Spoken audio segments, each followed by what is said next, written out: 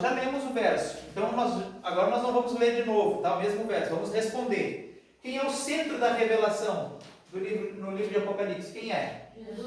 Jesus Cristo. Lembra lá que diz assim, ó, revelação de Jesus Cristo. Então, o centro da revelação é a pessoa de Jesus Cristo. Tá bom? Essa é a resposta. Ele é o verdadeiro herói do livro de Apocalipse. Pergunta número 2. Quais são as características de Jesus descritas aí no livro de Apocalipse? Tá? Essa nós precisaríamos ler aqui, mas o texto é um pouquinho comprido, tá? É um pouquinho comprido. Então eu vou fazer o seguinte, eu leio e você presta atenção e vai marcando o que é certo aí, tá? Pode deixar que eu leio, você vai prestando atenção e vai marcando aí, vai marcando. Ó. Apocalipse 1, 13 a 18. Olha como é que Jesus aparece ali para João. Posso ler? Fica atento aí e vai marcando as respostas, as palavras aí que estão certas. Diz assim,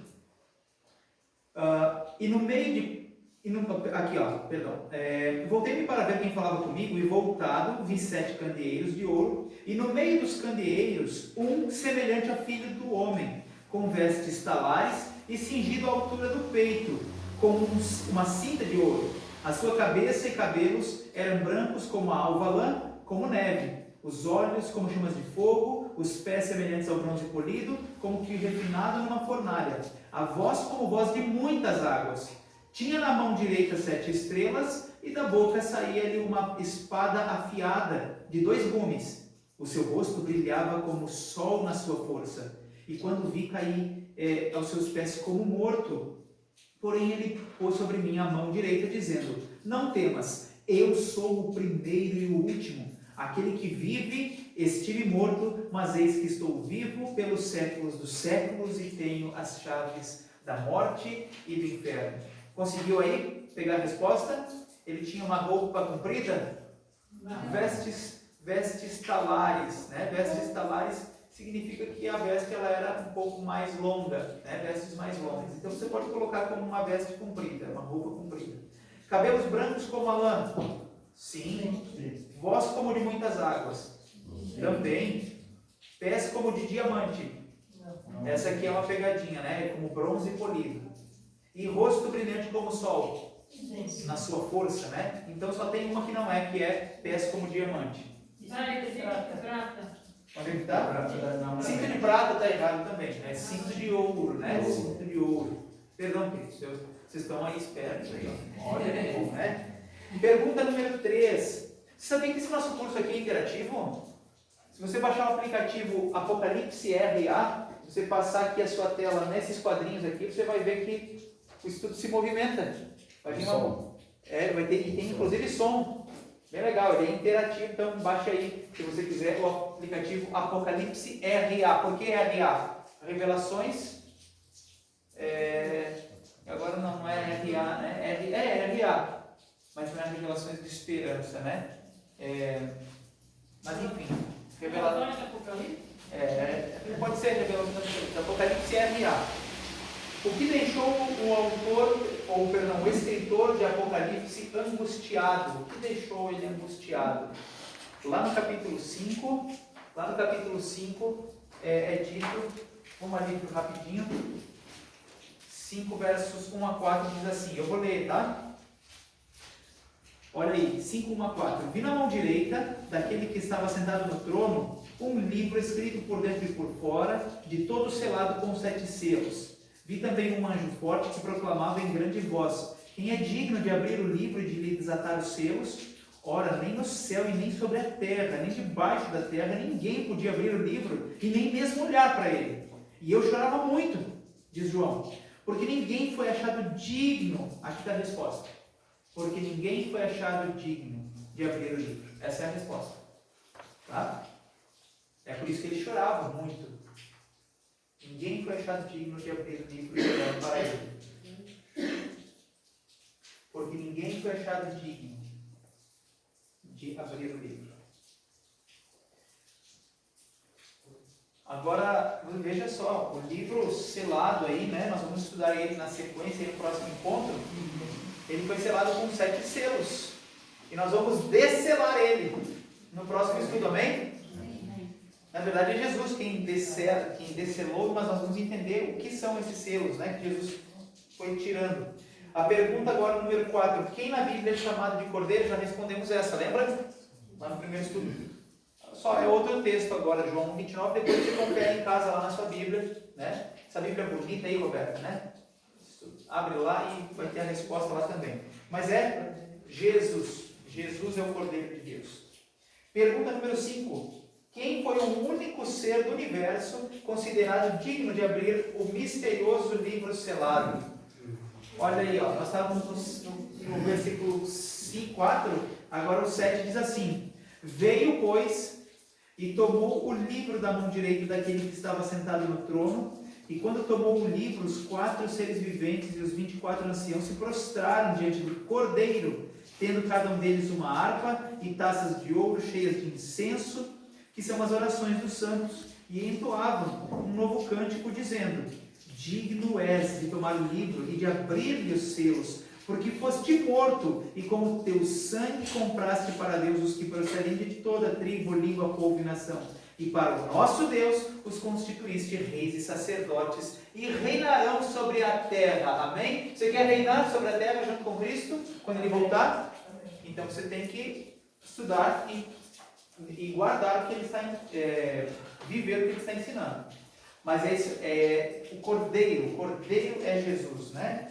O único ser no universo considerado digno é Jesus. Jesus foi aquele que morreu e agora teve o direito de abrir os seus. Pergunta número 6. Por que Jesus teve que encarnar como um ser humano? A palavra encarnar não é do espiritismo. Não tem nada a ver aí de encarnar e reencarnar. Encarnar significa se tornar carne. Ele não era antes ser humano, mas ele já existia sim ou não? O que você acha? Jesus já existia antes de nascer como um bebê? Sim. Quem acha que Jesus já existia antes de ele ser um bebezinho, nascer de Maria? Quem acha que ele já existia? Olha, vocês já estão ficando bons na Bíblia, hein? Nós não achamos. Nós temos que saber, temos que ter certeza. Glória a Deus. É isso aí, nós não achamos, nós temos certeza. Jesus já existia. Jesus é Deus e Deus é eterno. Amém? Então, por que Jesus teve que se tornar carne, teve que encarnar como um ser humano?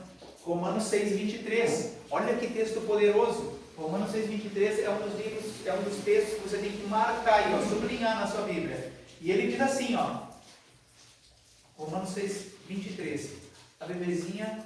Como é que é o nome dessa princesa? Alice. Alice, né, ela está cansadinha. A gente agora vai ter que fazer rápido aqui, né, Alice? 6,23. Mas nós já estamos acabando. Alice, fica tranquila, vai dar tudo certo. Tudo no seu tempo. Diz assim, ó. Porque o salário do pecado é a morte, mas o dom gratuito de Deus é a vida eterna em Cristo Jesus, nosso Senhor. Amém? Então você coloca ali na resposta ali, ó. A palavra morte, no primeiro espacinho. O salário do pecado é a morte. Estamos na pergunta número 6. Mas o dom gratuito de Deus nesse segundo espacinho que você coloca, é a vida eterna. Vida eterna. Você está entendendo isso aqui? O salário, a recompensa do pecado é a morte. Por isso que todos nós morremos hoje, queridos. Todos nós, todos os seres humanos, somos sujeitos à morte. É por isso que eu e você, volta e meia, precisamos nos despedir de alguém que a gente ama. Porque o pecado entrou na nossa existência. Deus não fez o pecado. Deus não é responsável por isso.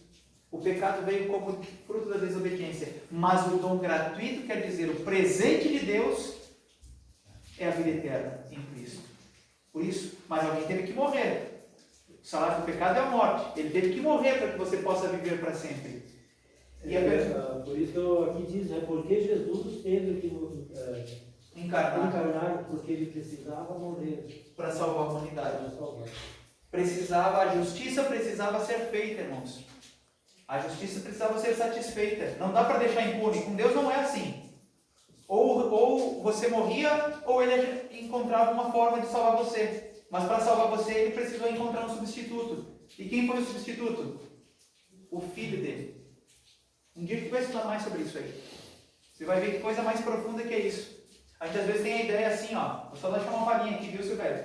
Às vezes a gente tem uma palhinha sempre que Jesus teve que ser empurrado assim, ó, contra gosto, assim, sabe? O Pai empurrando ele para morrer por nós e Jesus se freando assim, né? Dizendo assim, não vou.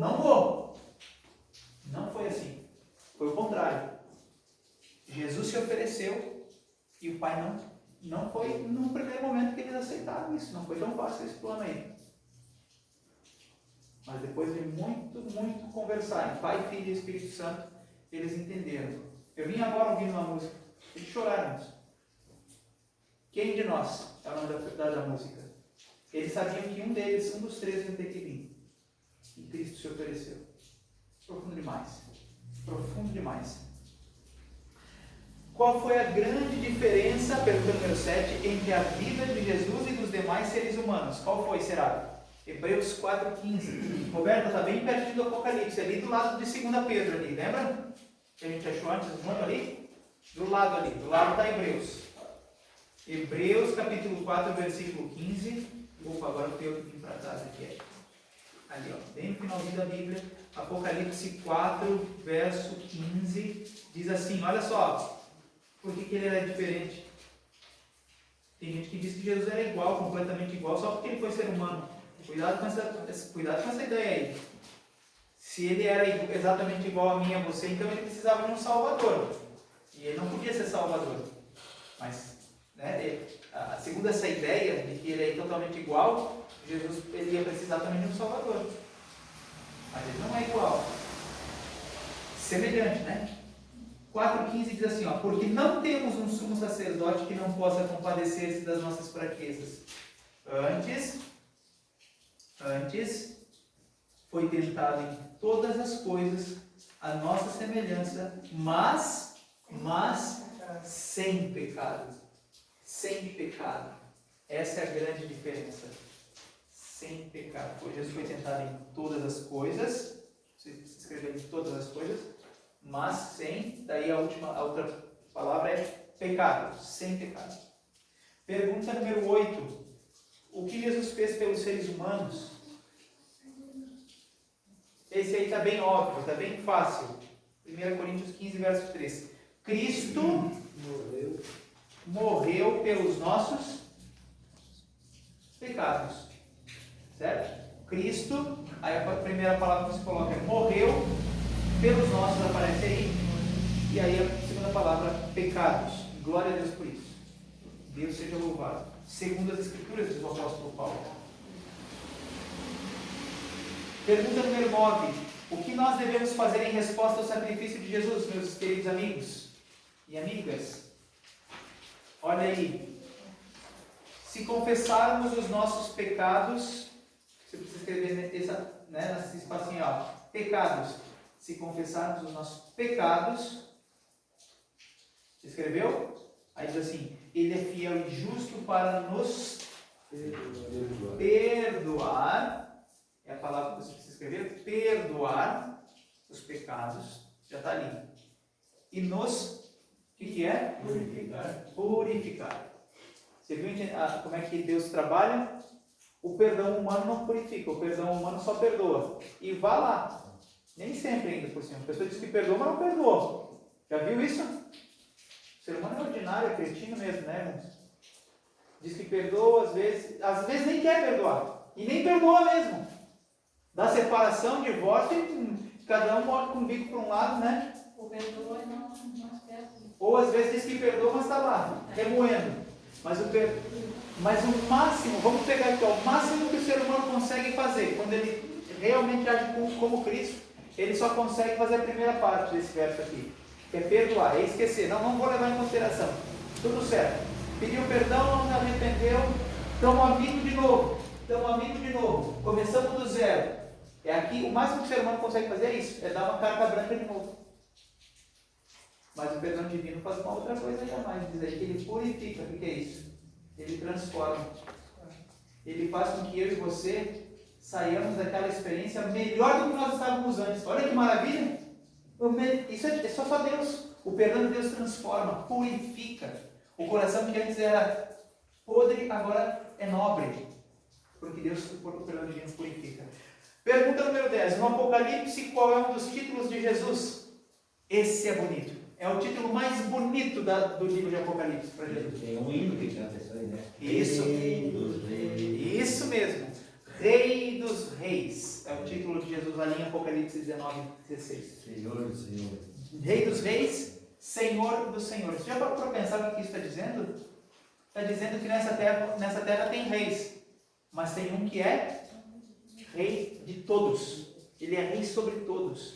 Né? Senhor dos senhores. Quer dizer que nessa terra tem senhores. Você tem patrões, tem patrão, tem donos de fazenda, tem donos de empresa, empresários. Tem vários senhores. Mas tem que esse senhor comece em maiúsculo. Ele é sobre todos. A última pergunta, desde a sua ressurreição, o que Jesus foi fazer no céu? Essa pergunta é uma das mais importantes. Eu fiz a catequese. Quem fez catequese aqui? Quem fez catequese? Você não se perguntava lá no tempo da catequese o que aconteceu com Jesus depois que ele se ressuscitou? Nunca se fez essa pergunta em algum momento? Ou lá na catequese, ou em algum outro momento? Eu fazia essa pergunta para mim, não falava para a professora lá, para a catequista, eu perguntava para mim mesmo assim, mas onde é que está Jesus? Ele ressuscitou? Ele morreu, 10 anos eu tinha lá na catequese, idade da Maísa. Ele morreu, Bruno. Morreu, ressuscitou. Ressuscitou significa que ele estava ali, comeu com os discípulos depois de ter ressuscitado. Apareceu para as pessoas, ficou ali com elas 40 dias. Tá, ressuscitou. E aí? Tá, daí a Bíblia diz que ele subiu aos céus. E aí eu continuava me perguntando, mas onde no céu? E fazendo o quê? O que ele está fazendo agora? Intercedendo. Olha aí, Hebreus 7, 25. Olha que texto maravilhoso. Diz assim, Diz assim, Hebreus 7, 25. Por isso, também pode salvar totalmente os que por ele se achegam a Deus, vivendo sempre para interceder por eles. A Bíblia fala que Jesus está no céu intercedendo por você e por mim nesse momento. E vai ter um momento, nós vamos estudar isso aqui, mas algumas semaninhas aí, umas quintas-feiras para frente, ele vai se levantar da intercessão e ele vai vir buscar você, para ir buscar e nos levar com ele. Amém? Amém. Glória a Deus por isso, meu compromisso. Entendi que o personagem principal do Apocalipse é o Senhor Jesus, e eu me comprometo a conhecê-lo melhor e a permitir que ele seja também o centro, não do livro de Apocalipse apenas, mas o centro da minha vida. Se você concorda, coloca o seu nome, coloca o dia de hoje, dia 4 de maio. Gostou do estudo de hoje? São dois estudos, né, na verdade, é muito estudo. É bastante estudo, mas a gente vai sair daqui conhecendo muito sobre a Bíblia, para a honra e glória de Deus, e vivendo, colocando em prática a vontade de Deus. Amém, meus irmãos? Eu quero, nesse momento, convidar você para a gente ficar em pé.